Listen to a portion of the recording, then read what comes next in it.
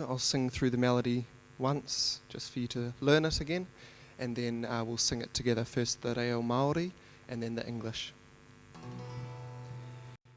E te ariki kia aroha mai, e te karaiti kia aroha mai, e te ariki kia aroha mai, kia aroha mai, e te ariki.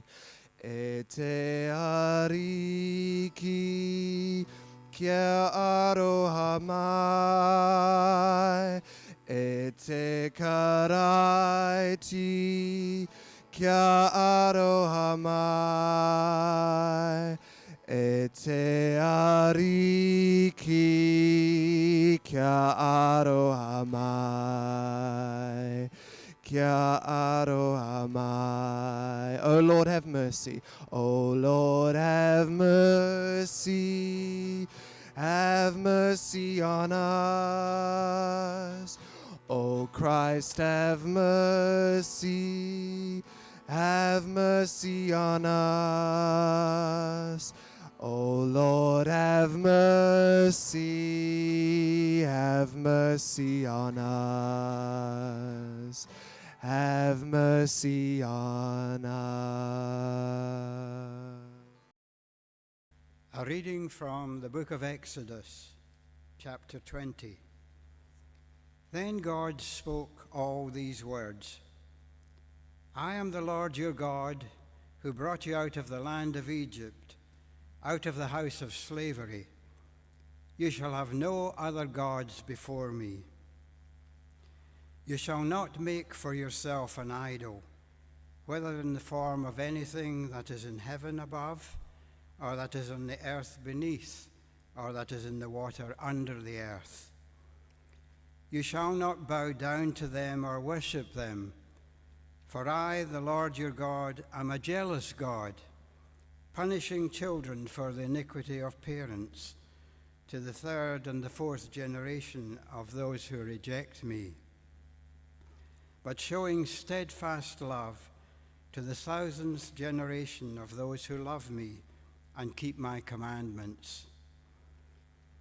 You shall not make wrongful use of the name of the Lord your God, for the Lord will not acquit anyone who misuses his name. Remember the Sabbath day and keep it holy. 6 days you shall labor and do all your work. But the seventh day is a Sabbath to the Lord your God. You shall not do any work, you, your son or your daughter, your male or female slave, your livestock, or the alien resident in your towns. For in 6 days the Lord made heaven and earth, the sea and all that is in them, but rested the seventh day. Therefore the Lord blessed the Sabbath day and consecrated it. Honor your father and your mother, so that your days may be long in the land that the Lord your God is giving you. You shall not murder. You shall not commit adultery. You shall not steal. You shall not bear false witness against your neighbor. You shall not covet your neighbor's house. You shall not covet your neighbor's wife, or male or female slave, or ox, or donkey, or anything that belongs to your neighbor. Hear what the Spirit is saying to the church. A reading from the Gospel of John, chapter 2. The Passover of the Jews was near, and Jesus went up to Jerusalem. In the temple he found people selling cattle, sheep, and doves, and the money changers seated at their tables. Making a whip of cords, he drove all of them out of the temple, both the sheep and the cattle. He also poured out the coins of the money changers and overturned their tables. He told those who were selling the doves, "Take these things out of here. Stop making my Father's house a marketplace." His disciples remembered that it was written, "Zeal for your house will consume me." The Jews then said to him, "What sign can you show us for doing this?" Jesus answered them, "Destroy this temple, and in 3 days I will raise it up." The Jews then said, "This temple has been under construction for 46 years, and will you raise it up in 3 days?" But he was speaking of the temple of his body. After he was raised from the dead, his disciples remembered he had said this, and they believed the scripture and the word that Jesus had spoken. This is the gospel of Jesus Christ. Praise to Christ. Well, over the last week there's been a hot topic in the news. What are we to do about gangs? It's not hard to arouse emotions about gangs because they're easily identified. They wear patches. They often ride bikes. They often seem scary. And for many New Zealanders, they're not personally known. The Police Commissioner, Andrew Costa, has been criticised for not doing enough to arrest members of gangs. The criticism seems to be that as a nation we shouldn't try too hard to build relationships with groups of people who have become disconnected from wider community, out of sync with the way things work and drawn into unhelpful groupings. Costa seems to be among those who resist simple solutions. He spoke of a whole-of-community approach and the importance of addressing the root causes of crime. He wanted to keep asking the question, why do we have gangs? And he seemed to suggest that a punitive approach alone wouldn't solve much. He spoke of the old philosophy of policing. It dates back to the 19th century, the principle, it might even be earlier than that, the principle of consent, of building relationships in the community that enable the police to do their work. Now, there are people who approach the Ten Commandments with punishment in mind. Our nation might be better, they would say, if we could only legislate the commandments and if we punished those who broke them. It's not surprising then that in a survey taken with New Zealanders a few years ago, most New Zealanders saw the Ten Commandments as irrelevant to modern society, too negative, too exclusive, too religious. Well, you can see how they got there. You shall have no other gods before me. You shall not make for yourself an idol. You shall not bow down to those idols. I am a jealous God. And yet, in the early years of this nation, in our nation's history, the commandments were seen quite differently, by some at least. In a conference about land in Auckland in 1860, a Māori speaker expected the governor of New Zealand to punish Pākehā for breaking the commandments. Māori leaders often quoted the commandments when they were trying to persuade the Crown to honour the treaty and when they were resisting Pākehā occupation of Māori land. Indeed, Morris Andrew notes that many Māori leaders saw Māori and Pākehā bound together in love by a common, divinely based law. Bound together in love, building relationships. Now that is closer to the spirit of the commandments. Now in what I'm going to be saying from now on, I'm borrowing very heavily from Walter Brueggemann, a scholar of the Hebrew Scriptures.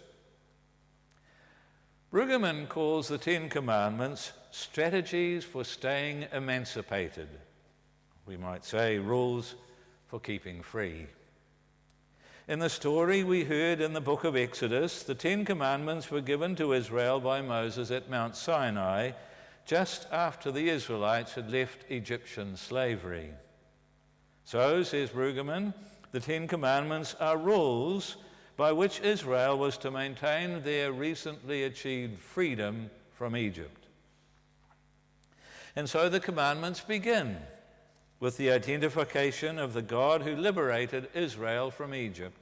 I am the Lord your God who brought you out of the land of Egypt. Now the word Egypt refers to Pharaoh, and Pharaoh is the abusive, brutalizing king of Egypt who practiced and exploited a concentration of power and wealth. Perhaps, deliberately, we don't know Pharaoh's name. Pharaoh wasn't his first name, by the way. We don't know Pharaoh's name.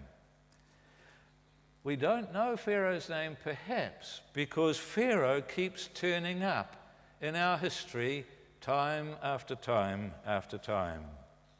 So Pharaoh is the right name for every brutalizing concentration of wealth and power that acts in violence against vulnerable people.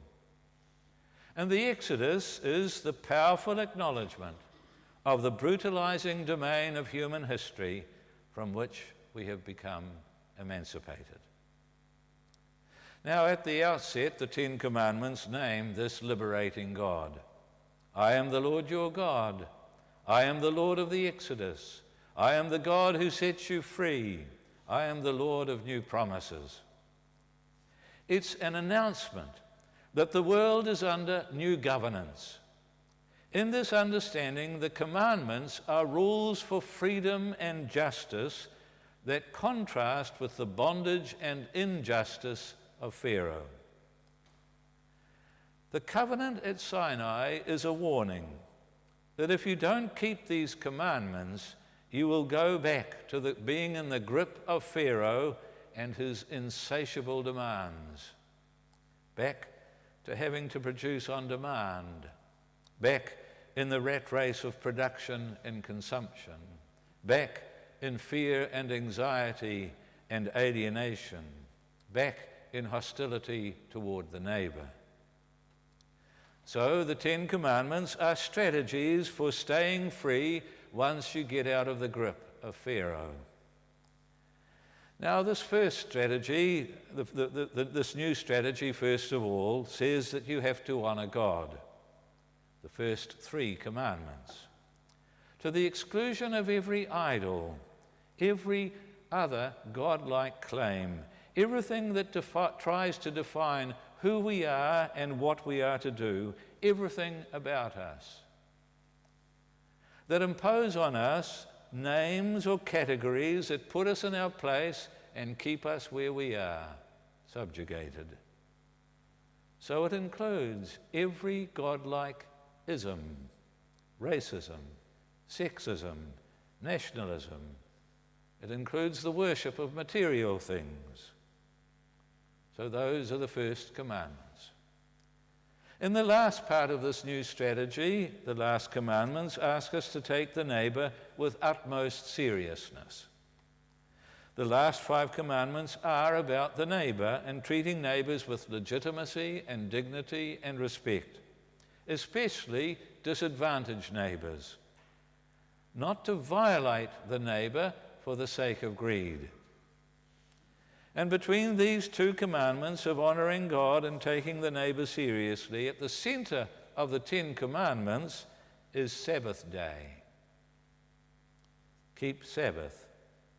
Take a break from the rat race of busyness and exhaustion, and don't let Pharaoh define every single day of your life. Keep Sabbath. And let creation rest. Let humankind rest. Let activity be quiet. We had a sense of what that was like in level 4. Now, each of these strategies contrast with the way of Pharaoh, because Pharaoh wants to keep you subject to his divine authority. He wants to define who you are and what you are to do. much as the economic systems of our day do. You are a consumer. You are an economic unit. You are a worker. And Pharaoh believes that there are no real neighbors, and Pharaoh never stops for Sabbath. Moses at Mount Sinai declares that there are new possibilities for life beyond the pressures of anxiety and fearfulness and greed.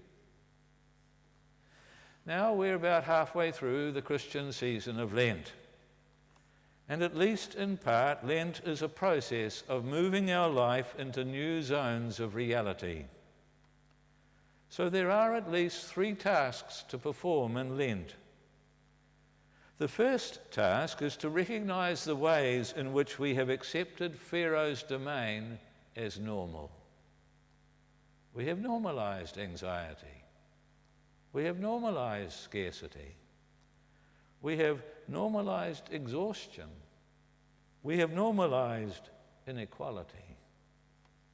And often we have imagined that the way to build a nation is by passing laws and punishing people for not keeping them. We have normalized a way of living that is in violation of the 10 Commandments.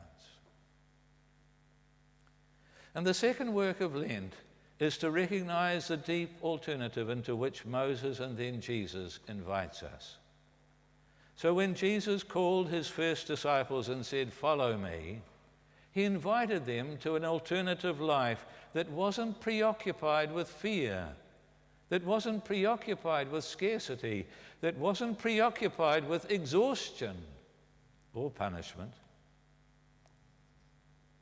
And so the first task of Lent is to see Pharaoh clearly. And the second task of Lent is to ponder the strategies for freedom that are offered by Moses and then by Jesus.